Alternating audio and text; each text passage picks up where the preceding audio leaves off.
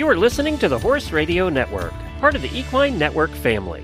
What a beautiful day for horses in the morning.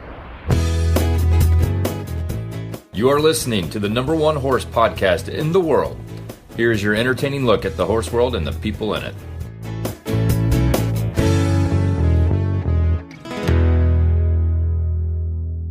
This is Solange Ellis, founder of Stable Riding, for January 27th. This episode is episode number 3871 of Stable Riding with Solange, part of Horses in the Morning. I'm here the fourth Tuesday of every month to talk with you all about the rider and how we can make ourselves better in the saddle.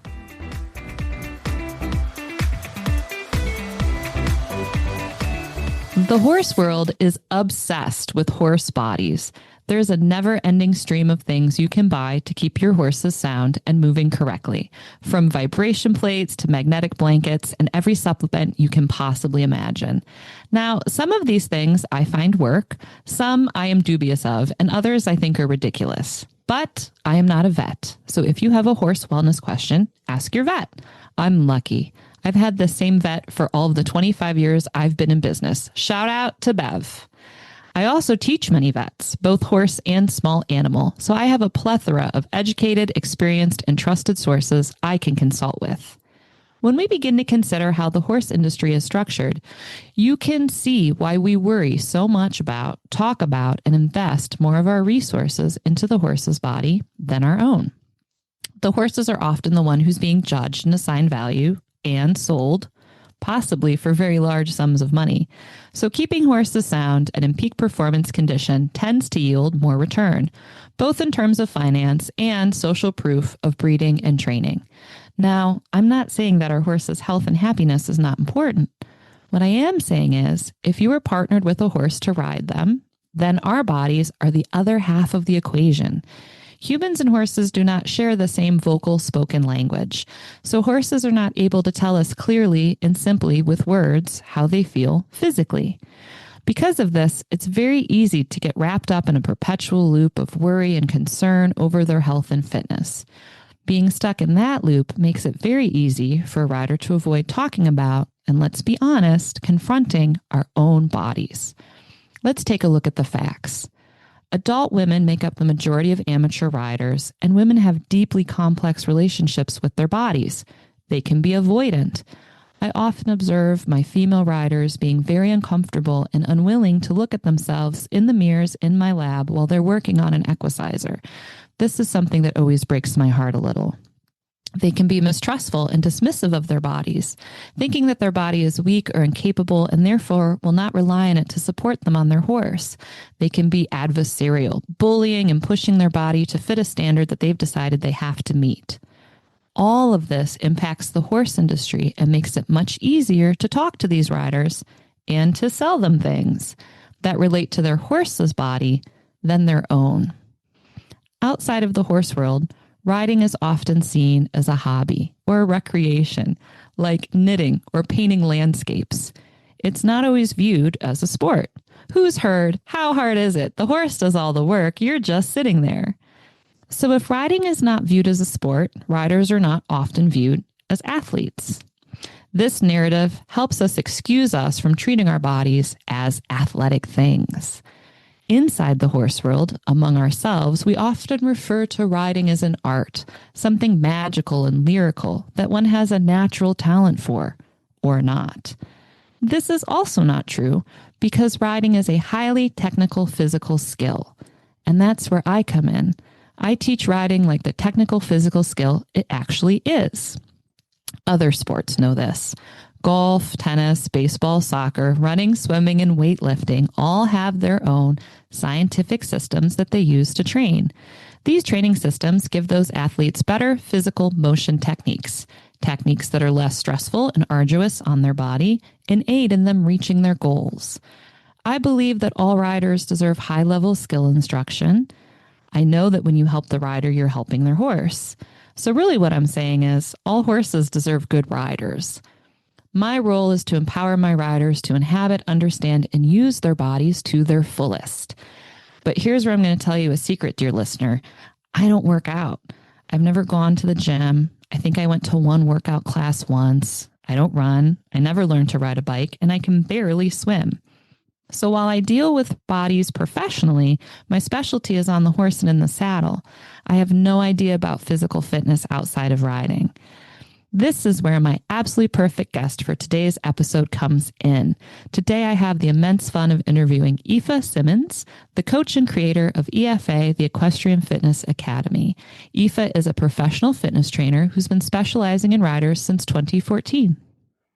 Hi, Ifa. Thank you for coming on the pod. I am so glad to be here. And of course, happy to have another conversation with you, which I can do every day if needed. Yeah, we're talkers. We can really talk when we get together. I'm long-winded. Yes. Okay, dear listener, you're in for a treat. When Aoife and I get together, it's always a hoot. I always learn something whenever we chat, so I think this is going to really be a gem of a conversation. Now, Aoife, I like to start with a little bit of background about how we met. And if I remember correctly, we met at Equine Fair in Columbus, Ohio this past spring. You had many clinics and demos, and you had your booth, and I was camped up with my stable riding team in my booth, giving 4 full days of stability checks on my equicizers. And I had seen your clinics in the program, and I really wanted to meet you. Mm-hmm. And luckily, you came past my booth, and we were able to flag you down and grab you for a few minutes. And I knew instantly when we met that we were going to be best friends, because I have a sense for this sort of thing. Is that how you remember us meeting, Aoife? Oh, yeah. It's funny that you mentioned that because I wasn't sure. Just recently, I was looking at my events that I did, and I wasn't sure if I did EA last year, but because I just, I'm always on the road and busy and this, that, and the third. So yes, it was actually April last year. And I came by to your booth walking by, and I was like, oh, I want to check y'all out. And you were like, well, don't wait now. And so I came on in into the beautiful booth, I must say. Nice corner piece. And I think I stayed for well over an hour. We had a lot of fun. Well over an hour. Yeah, we were just, first time we talked, first time we met, first time I had seen you before as well. So everything was a first for me, and it was really, really cool. We connected immediately. Yeah, we had a lot of fun. It was great. Okay, are you ready for the questions? Always. Just another day. So if I'm correct, you were I'm going to say a normal person, physical trainer, and then you moved over into being a physical trainer for the riding world. What drew you to training riders? My everlasting love for horses, to be quite honest, is the answer. And yes, you did explain that properly. I did come from, my initial background, I'll say, especially for school, would be exercise science. So the study of human movement and the sciences internally and externally, which is what I really just sort of geek out on. But that path took me down a route of general population. However, I had trained other athletes of a variety of different sports, including fencers and Irish dancers. So just with that, a little bit of information there, you can kind of guess that transitioning into the equine space, considering I always had a love for it, was relatively easy for me because I already had a love for thinking outside the boxes and doing things that were not necessarily the norm when it comes to our popular sports. So yes, definitely, I've enjoyed every moment. Well, almost every moment. Gotta keep it honest here. I've enjoyed a majority of my moments transferring and transitioning into this space. It's been over 10 years now, and it's always a pleasure working with riders who want to get better and have their issues, ailments, or goals. And it's my job to sort of figure out ways to think and help them along their journey. It's so interesting you said fencers and dancers, because when I talk about riding and body types, I always say that the ideal body type often that people think of when they think of a rider is tall and sort of willowy and narrow-bodied. And I always say like a fencer or a ballroom dancer. That is interesting, actually. That's kind of like what traditionally we kind of want to look for. And it doesn't necessarily mean that you need to be that body type to ride well. But since that's the ideal body type that's held up like in our minds, Yep. that's a lot of how traditional riding instruction is created and designed around. And if you get someone who's not that body type, often the traditional riding instruction won't land as well. And as we know, humans come in every kind of body type possible, just like horses do too. And so often on my end of things, I see riders being given traditional riding instruction that will never suit or serve them because it's not designed for the way their body moves, the mechanics of their individual frame. And then they end up losing a lot of confidence because they think it's them, as opposed to it being their instruction. And I always say one of my next t-shirts is going to say, it's not you, it's your instruction, you know? Yeah. We got to work on that t-shirt line. I know. I've got a couple good ones. I have a couple I probably wouldn't say on a mic. But you'd wear them. Oh, yes, I would. I sure would. Yeah, we can brainstorm for days. Yeah, you're absolutely right that the uniqueness of human and equine bodies, as well as the movement, right? So biomechanically, we are supposed to move in a specific way, but there are quite a few different factors, internal and external, that adjust and change those things. And I think the important component of knowing and understanding for my side of the fence or my side of the saddle would be knowing human movement or understanding what your body's doing when, where, and why. And we often get in trouble with those things when an instructor, i.e. like yourself and some others, who will ask them, can you do this? Can you do that? And the answer is often met with a tilt of the head or a shrug or an uncertain sort of feeling. I think helping riders get to that perspective is really big for me, because that's what's going to help the horse move better. And then that's where this whole sort of relationship that we talk about all the time is not cemented, but it comes together. It conjoins, that sort of equipoise. That's the word. Equipoise comes together, and that's what we're really looking for. And we've talked about feel and things like that before, but it starts with understanding, in my opinion, starts with understanding self, because then that's how we're able to communicate more effectively with our horses. So yes, I geek out on stuff like that, of course. I see this a lot in my lab, and I talk about this in the lab, and I just taught in the lab 2 hours ago. And a rider will have like a lack of body awareness. When you say, you know, how we move our body, human movement, how and where and when and why, and how our bodies interact, it's very important key skill to being able to ride a horse, because there are certain hyper-specific body movements that a human needs to be able to move with a horse. And up until this point, we've always taught those body movements on the horse. But this is, I find, for most riders, most students, too complex an interaction for them to find something that's that hyper-specific inside of themselves.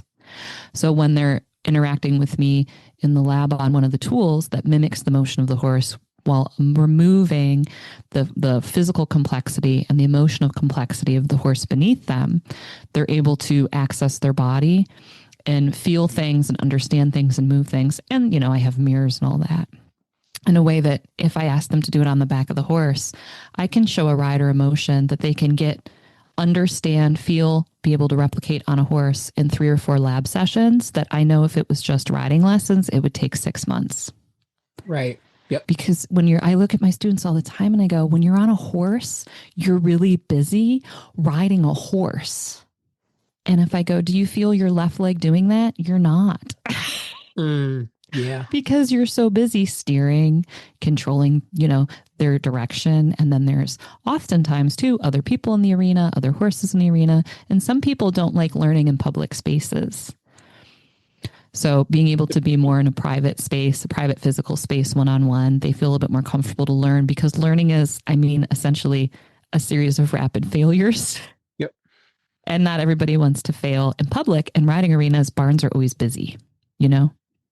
I do. I think that's what makes what you do and how you have things set up at your facility so unique, fascinating, and revolutionary in a way, right? Because thank you. Oftentimes we don't have spaces or places based on the architectural design of a barn, a yard, a facility of any sorts. It's just horses, stalls, Right.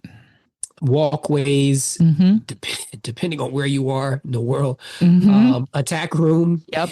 Sometimes those aren't always attached. I mean, there's Yeah. so many different unique components to it's that your space, and I haven't been there, but I've seen it in different ways, lends to a way, like you just said, for it to helping people learn based on what their learning style may be, and also Yes. helping them to minimize anxiety or anxieties with the public and or semi-private aspect that you work within.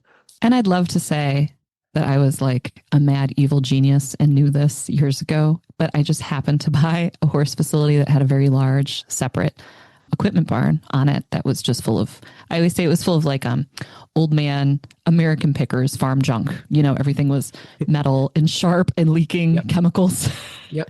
And I was able to clean that out and build my lab in it. So it came with this building, which was, you know, a deterrent when I first bought the property. I was like, well, and I get this building full of stuff, but it ended up being where I was able to build my lab. And it slowly dawned on me over the course of the first year of teaching riders in that space that the private nature was a huge boon. And I don't necessarily look at a lady and go, you look like you're pretty strung out and nervous. Would you rather do this not in front of other people? Yep. I just go, hey, why don't we try the lab, you know? And kind of move them in there, and they always feel a little bit more comfortable, and they relax a little bit and are able to like hear and learn and try. So my next question, is it more challenging training riders as you have to take the horse into account? It feels like to me, the horse and the horse's body and the horse's motion would add a layer of complexity to it that would make it much more fun and challenging and engrossing.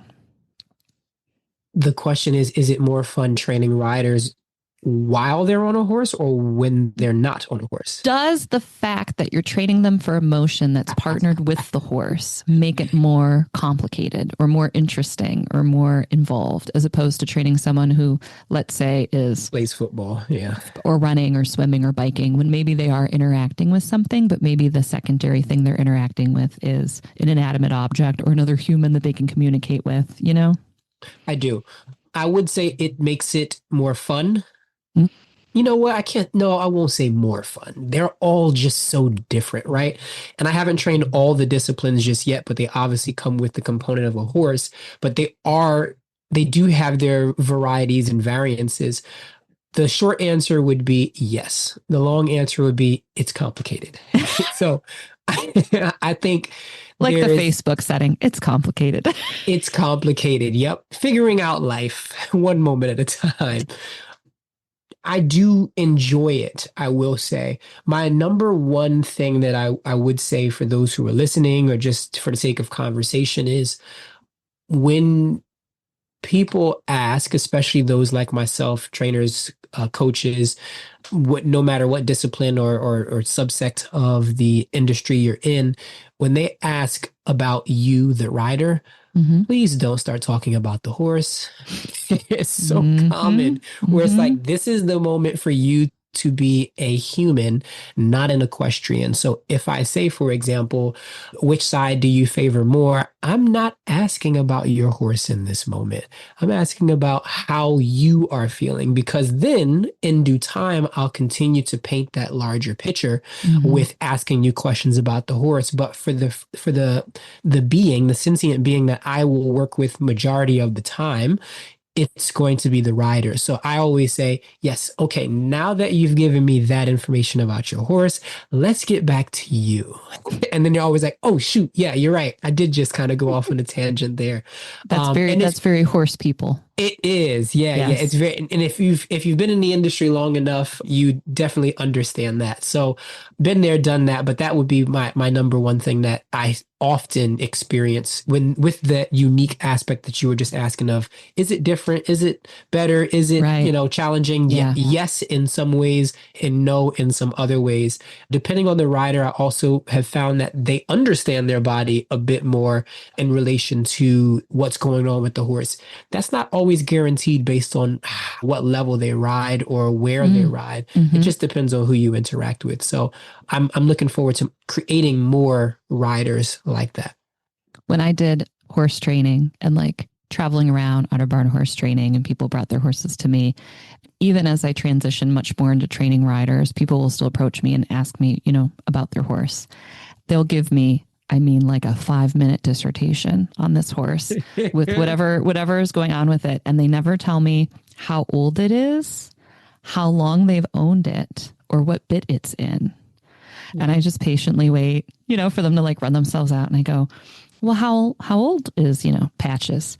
And they always look kind of surprised and they're like, oh, and then they throw a number away. And I want to go, the age of your horse is literally the most important thing you can tell me, because if he's 3, that's going to be really different than if he's 23. Very true. Yeah. Yep. 16, but that was, yep. They were always like, oh, well, he's blah, blah, blah. And I'm like, well, how long have you had him? And they'll be like, oh, I've had him 15 years, or, oh, I've had him 4 weeks. Yeah, that's interesting. I didn't think about it that way. That makes complete sense. Yeah, it was always very funny because in my head, I'm going to be like, I'm going to get a lot of information and not the 3 things I need. Yes. So for anyone listening, if you're ever talking to a horse trainer, open with how old your horse is, how long you've had them, and what kind of bit they're in. That's my hot take tip. I like that one. So we've been lucky enough to share a few riders in the past. When we met, we found out that we both trained Jessie Dowling for her Mongol Derby, and she had a great Derby. Like, she had a wonderful race. Yeah. And then we also share another wonderful rider. Hi, Angela, who was doing some rehab after a riding injury. So my question is, what type of riders do you find you work with the most? Is it wild adventure riders like Jessie, riders in rehab? Do you have amateur riders, professional riders? Is there a specific type? Or do you feel like you have a really wide base that sort of covers everybody? It would 100% be the last of the options. I always sort of pride myself on working with riders on the English and Western side. So that makes things even more complex, fun, and cool at the same time. And I think just being in the space where you have to communicate differently, you have to understand the intricacies of their disciplines, their sport, the things that they may say, how they dress, how they walk, all of those different nuances, also how they think, right? Because the top riders as well are an interesting group as well. There isn't a favorite just yet, but that's probably because I continue to attract riders who are interested in how I can help them. Yeah. And I think more than anything else, in a world that wants us to specify immediately. I've been asked many a time, like, why don't you just do reining only? Yes. We want you here. We will make your life great. We'll pay you a lot of money. I'm like, yeah, but... Right. Yeah, but. So all of the different examples, eventers are the same. Hunters, another one. So it's like it's all over the board. And then since we have shared a rider in the past and have one currently, it's fun to think about the endurance side of things, right? And the adventure side of things, and where people are going, and the events that they may be working towards, just finished, and or have a goal to start. So for me, it's all across the board. I'm always interested, and I've written it down many a time that I want to continue to expand and learn more. I've worked with working equitation. It's just so much really cool things, and there's still so many more disciplines that can be worked with and or can use the value and experience that I've worked towards and continue to hone in on a daily basis. So I always say I'm a quiet fire. I'm not really publicly doing a lot, but behind the scenes, I want to be known for helping each of my riders get to the goals that they have set. The horse world is, very interesting when you really zoom out and you look at it as a whole, because there are some very basic tenets. The majority of people are walk, trot, canter, galloping. There are gaited horses, and there are gaited horses in all different disciplines. But for the most part, you're going to meet primarily traditionally gaited horses. Correct. You're not always going to be in the gaited aspects of the world. So I tell my clients, if you see somebody doing like a hunter round, like a Maclay final hunter round, and then you see a Western cowboy mounted shooter who's got on the fringy chaps and they've got their gun and they're popping balloons. And then you see a dressage rider who's doing their cur to music. It looks really different to your eyes. Like the horses have different haircuts and the people are in wildly different outfits and the activities they're performing are so crazy that it's really easy to forget that in all three of those instances, the riders are still encountering the same 4-beat walk, 2-beat diagonal trot, 3-beat canter with a lateral lead. And there's some basic tenets that follow through continuously. So professionals like you and I who work with a wide variety of riders as opposed to just one breed or discipline, we see that commonality and those basics consistently over and over again. But also the horse world hyper specializes sometimes in their own little, I call them like their little high school lunchroom tables, right? Yeah. Here are the Western pleasure people, which is a different thing than the eventers, which is very different than fox hunting, which is very different than saddle seat. And then those disciplines become, I know we've spoken how it's almost like it's aligned socially in a way that's almost and culturally like a religion. Yep. If you've spent your whole life at a Western pleasure barn with Appaloosas, then all of a sudden one day you go to like an endurance facility that's full of young Arabians who are trotting as fast as they can with their head up. It's very jarring and it can be tricky to navigate from one place to the other because while it's all the same, it can be very wildly different. Completely agree with that. And I think it just goes back to I like the challenge of working with, and I've toyed on this thought process for years of going towards high performance clientele. But every time I really go into that thought process, I always say, but I also want to work with the individuals who aren't there just yet. Excuse me. And those who have that. So it's a tough thing to just completely say, this is the only thing I do in a world where they want you to claim and stake your claim in what they are to look for. And I often try to remind riders, whether they're currently in my programs or just having a conversation, whether it's at an event like where we met, of understand there is a very simple way to continue to improve your horsemanship. And that is taking care of who you are mentally, physically, and emotionally. And the work that I do is bigger than just, as I always say, lunges and crunches. Right. But it's like, how do we bring all of it together so that you can enjoy what you love to do, whether it's competing or whether it's just going on a trail ride like myself, so that you can continue to do it. And if you can do those things, that is high performance. But people get that mixed up all the time with like, oh, it just means I'm going for money, or it just means I'm going for this, that, and the third. Right. Not necessarily the case. So often a rider will come to me and they go, I know I should be, and then they fill in what they think they should be doing, but I really just want to. And then it's like, have fun with my horse, or trail ride, or try a hunter pace, or whatever. And I want to look at them and go, what you love, what brings you joy, what makes you happy, what keeps you investing in a very time consuming, expensive, and potentially dangerous pastime shouldn't be just. Let's take the thing that you just want to do and let's make it the big thing that you do, because that's why you do this. Women are bad about judging what makes them happy. And I know on my end, a lot of the non-professional riders that I teach tend to be adult women, and they have this bad habit about downplaying the things that bring them joy. And I'm always trying to be like, hey, no, what brings you joy is important. Yeah, you deserve that. Yes, like we need more of this. Okay. Is there any one particular thing that you just know you're going to encounter or work on with a rider in your coaching with them? For example, in my work, when I do like an event and I see a lot of riders in quick succession, like equine affair, I can guarantee that pretty much everybody I see's stirrups are going to be the wrong length and they're going to carry their hands too far in front of them. Like this is like, I have an 85% chance that 85% of the riders I see are going to have these two things in their position. Is there anything like that in your work that you encounter?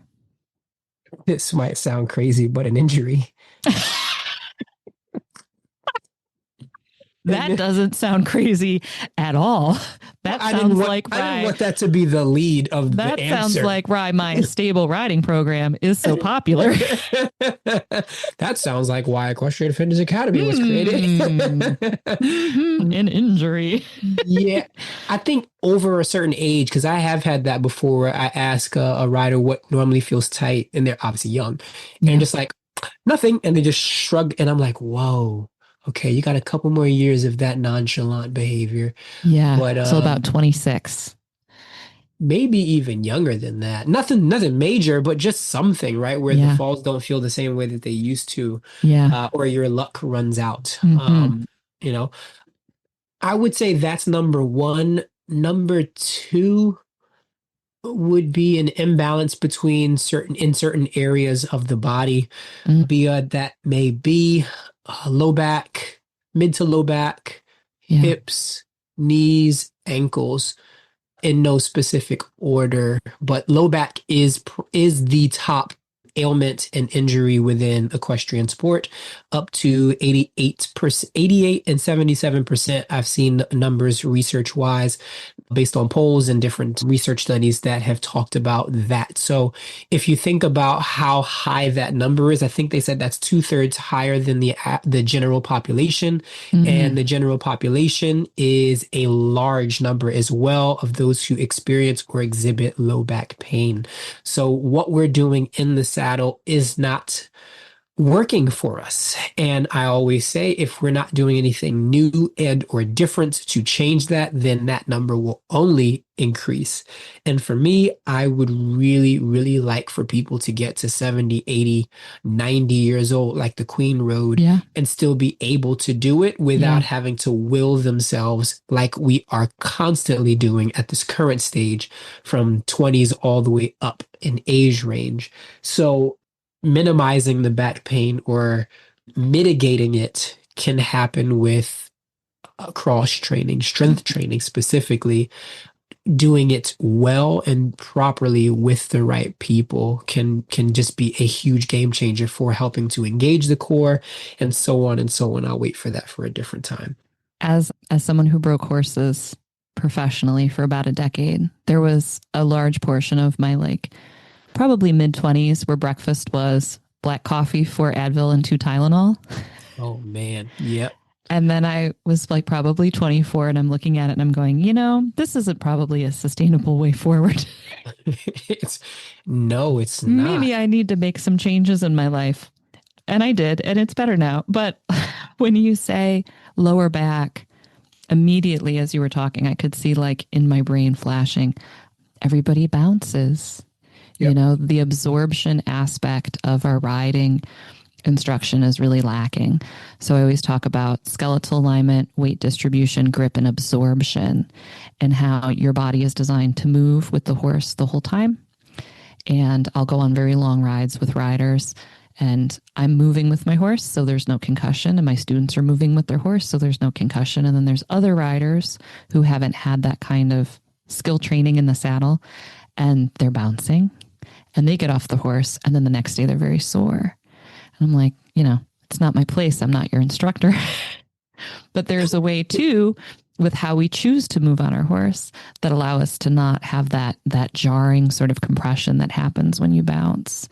And then also I find it's unfortunate that when people fall, they're always encouraged often to hold on to their reins. Oh, you're such a good cowgirl. You held on to your reins. Your horse didn't get away.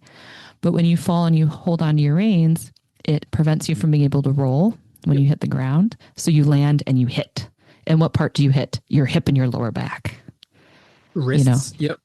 And there's not a lot of discussion that I see in rider instruction that talks about the mitigation of the concussion. And I think that mixed with the fact that riders are mostly just riding and not investing in their fitness outside of the saddle the way that you have them do, contributes to everybody's back hurts. Because riding should actually make your back feel better, but so often only if it's done, correctly. And I encounter a lot of people in the lab who have back injuries. Yep. And I see this in my work just as much as you see it in yours. So that's interesting. That's an interesting overlap. Now, quite a bit. I firmly believe that the future of riding lies in treating it like a sport and like a skill technique. I know that when riders are physically prepared, both in fitness and in skill set, they are safer in their own bodies on the horse and kinder riders to their horse. I know sometimes it can take a little convincing to have riders try out my lab, since my system is so different from a lot of the other traditional methods everyone else has been accustomed to. How receptive do you find riders are currently in investing in their own fitness? Are they coming around to it? Is it easier to convince them now? Or do you still encounter people who are like, I ride and that's enough. I don't have to do anything else? You are asking a loaded question there. Wow. You are trying to put a battery in my back. You can pass. You can be like, I pass. No. We're here in a conversation. I think it's a multifaceted question and answer. If we're being honest, we are being honest. So for me, the short answer is not enough. The long answer is there are multiple people doing multiple things that are not necessarily beneficial for where their body is at this stage. That could be randomized group classes, certain components of boutique fitness, studios, following along with the trends of things that are going on. And while I have worked in all of those spaces, so this is not a shot at any of those, but what it is and what I have constantly and often talk about publicly is that's not for you right now based on what you do, whether that's for a living or what you do for fun. And those two things are not pressed enough or explained enough within industry due to a lack of information and or ignorance. Especially, and I'll even go to the top sport, and people like to fight me on this one for some weird reason, which is our top athletes aren't doing enough of it. A lot of them would tell you that they do. But when you get into the real conversations of what they're doing, they're following the same levels of misinformation as the regular population or the adult amateur population and leisure rider population as well. And it's surprising, but then we have some of the top riders who are doing it but aren't saying much about it. So for me, there's a big issue and struggle with that component because everybody knows LeBron trains and everybody knows who he trains with. Yeah. That's not surprising. And the same thing would go for Michael Jordan and his trainer. And the difference between Mike and LeBron is Mike clearly says, I'm paying you so you don't work with other people. And LeBron says, I really could care less as long as I'm getting better. So those two thought processes are somewhat one and the same, but we as an industry right now probably couldn't name 15 to 20 riders who actively and publicly talk about and or share their fitness, health, and performance journey across disciplines. And for me, that's really unacceptable, if I can say it that way. Yes. Due to how is the industry supposed to grow if we don't work on things that help to advance it, especially when we know how dangerous it is, especially when we know that people are in pain. It doesn't take a top rider to know that they're experiencing back pain because the top riders are the ones experiencing these pains. So what are you doing to mitigate those things as that top rider? That shouldn't be a secret sauce. You performing better with your horse, as you just said a moment ago, is what helps to churn in the industry lesson so that more people are able to do it for longer because they're not feeling like, I don't need this pain in my life. So I hope I answered the question at least in one part. You did. But the second part would be, yes, more people are coming around to it. There are more public trainers, I guess we'll say, who are influencers as well. I've got to make that one. There are a lot of those out there with bigger, louder voices is the right word. Yes. With louder voices, and people are listening to that in some ways. And I think that they serve a benefit and a blessing in this space. That's not my space. I find that what we need in industry the most, and not to go on a long rant, what we need in the industry most is to understand what the foundations of movement are for the human, which is the rider, and then how does that equate and or help us in the saddle. So everything won't automatically look like it's supposed to benefit us in the saddle, but what we will do after knowing this foundational component, i.e. a squat, and no matter what variation you choose to do it, it's beneficial for strengthening our legs. And it also helps to stabilize our joints. And it also helps to regulate our heart rate when we're able to do that frequently for a longer and or with more weight. So in that one simple example, it's powerful for us to know that the basics of what we need are where we're going to go with the industry going forward as things get even more specific. But for us to jump the gun and go to the standing one leg Bosu with dumbbell overhead, right, it is not where most of our riders need to be yet. There's a small demographic of people who that does work for, and we need to know that difference almost immediately, because that's where a lot more injuries can continue to happen. It's what I wrote down while you were speaking I wrote down discernment, honesty, and attention span. Yes. You know, it's being honest about where you are in your body and in your riding and what your goals are and what your tack is and who your horse is and what you want to do with them. It's being able to discern what suits you and what doesn't, because what serves one rider, one fitness level coming in, one horse type, one saddle type, one goal isn't going to fit somebody else. And then with social media, it's that attention span. You know, it's so easy to watch 60 seconds of this, you know, equestrian core workout video, and that there's no way that statistically that exact exercise that happens to come up on your real carousel just happens to be the one you need. Like, I mean, what are the odds? True. Like numerically, the odds can't be good. So be allowing yourself to have a little bit more attention span and a little bit more honesty, and go with a logical, appropriately skilled expert who can help guide you to the thing that you need right then is so helpful, because in today's day and age of an overabundance of information, so often riders lose their way because it's too much. They have a deluge of information, and it's so hard for them to parse through it and see what actually applies to them, their horse, their body. And I'm sure the exact same thing happens with your riders, with the fitness, like you said, the influence culture.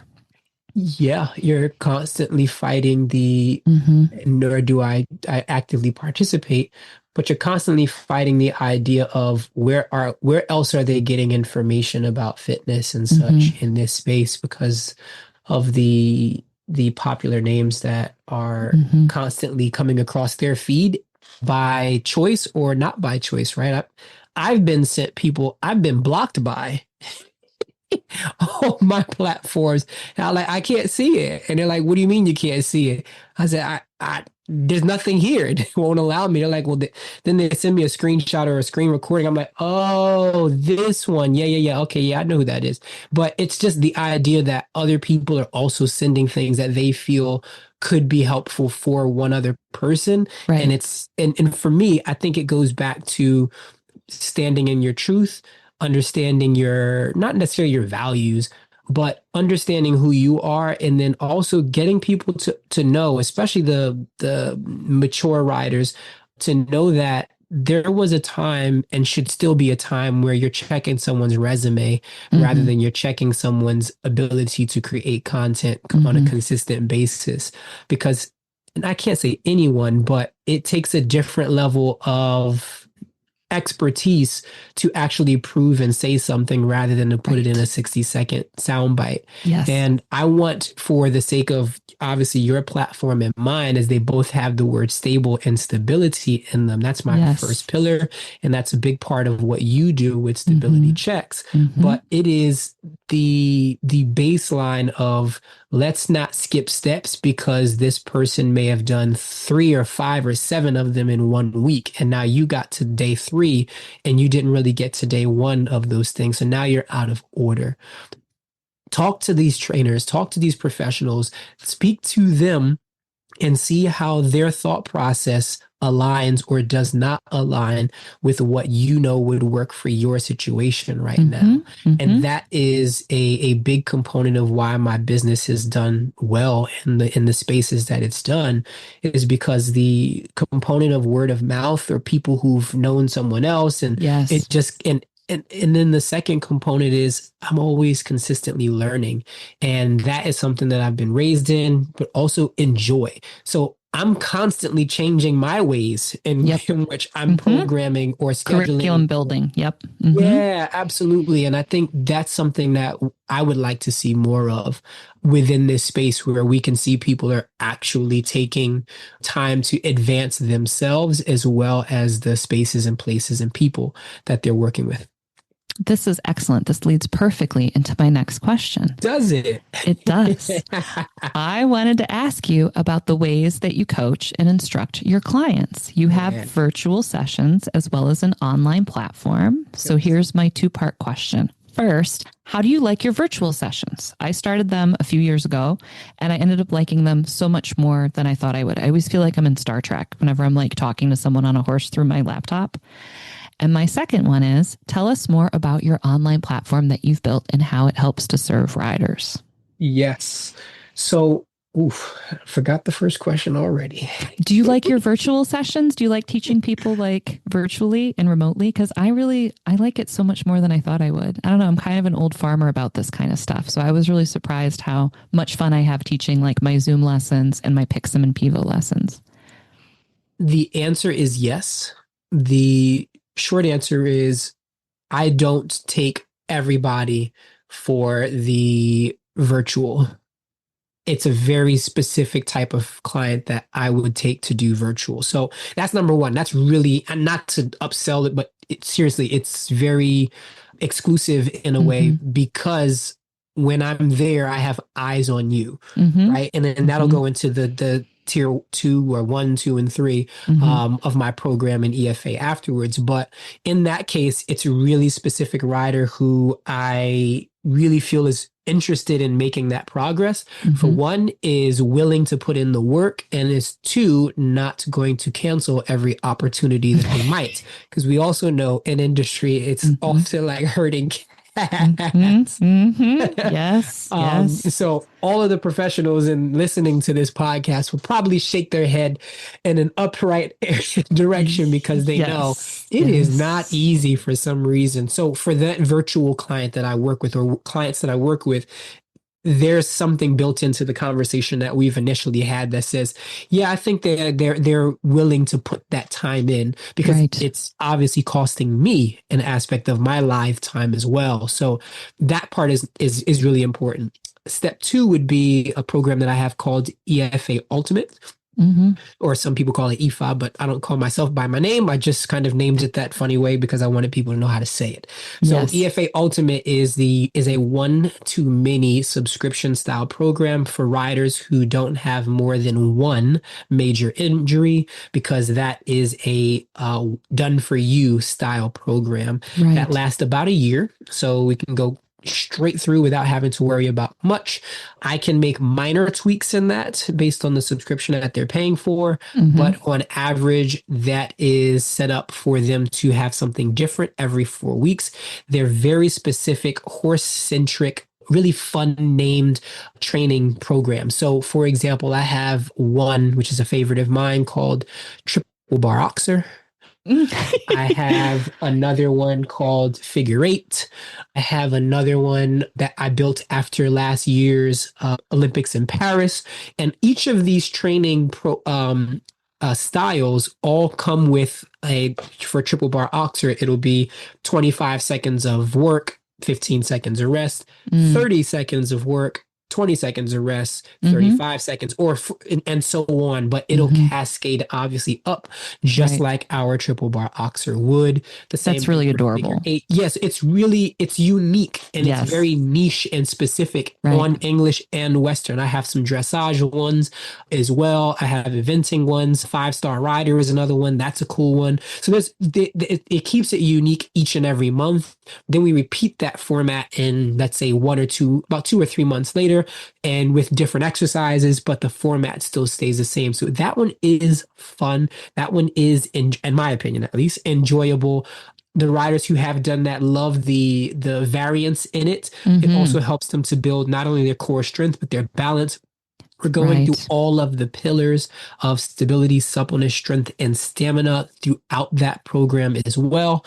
And then I have my one-to-one called EFA Elite Coaching, which is where they get on a call with me. We have a conversation. We go through a personal assessment. Most of the time it's virtual. And then from there, I create a specific program for them which are called jumps, which is 1 month at a time out of a 12-week program. So there's a lot of alliteration within the equestrian industry and what I've learned, experienced, and done over the years that are brought into this process and package of what people get. And then throughout that journey as well, based on conversation and where the client is, I always say, have a conversation with me first before you purchase any of the programs, because I want to make sure that you're getting what works for you. Many of my clients will tell you that it's really not about me. It's about what works best for where you are. Right.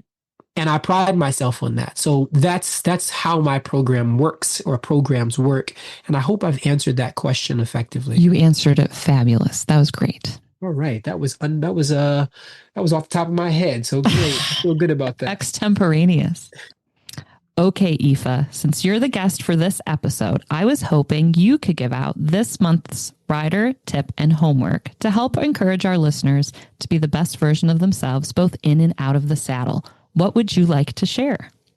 I would like to share a simple but effective core exercise that I start all of my riders on. This exercise is called the dead bug, working on core stability and strength.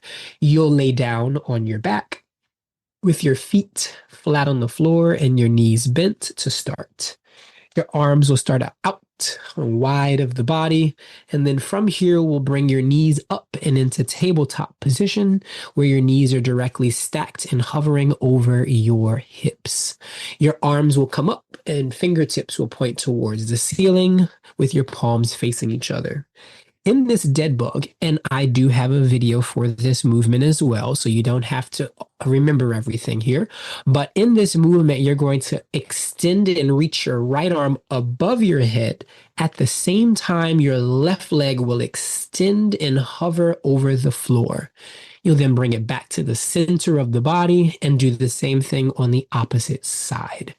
Now, why is that beneficial for riders? Not only are we asked and taught to do inside rein, outside leg often, we have to know what our body is doing independent of itself, while also maintaining a certain core stiffness, we'll call it that, or core engagement. Yes. And so while you need to engage from the center region while then extending one limb and then the other in opposition, that one exercise is very beneficial for that. So as I mentioned, I have a video on that one. If anyone would like to see it, I can share with you all here on the podcast, and maybe you can link to it, and then we can continue from there.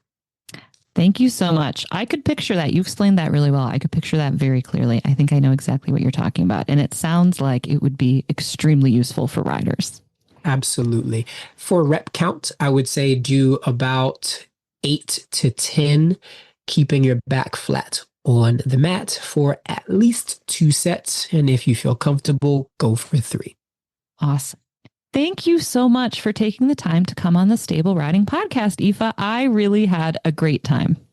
I am so excited to hear how this one comes out. I'm really happy that we were able to do it. And it's always a pleasure chatting with you. I know, we have so much fun. Thank you, Ifa. Thanks now. Bye. I know personally, whenever I speak with Ifa, I come away feeling very inspired and very empowered.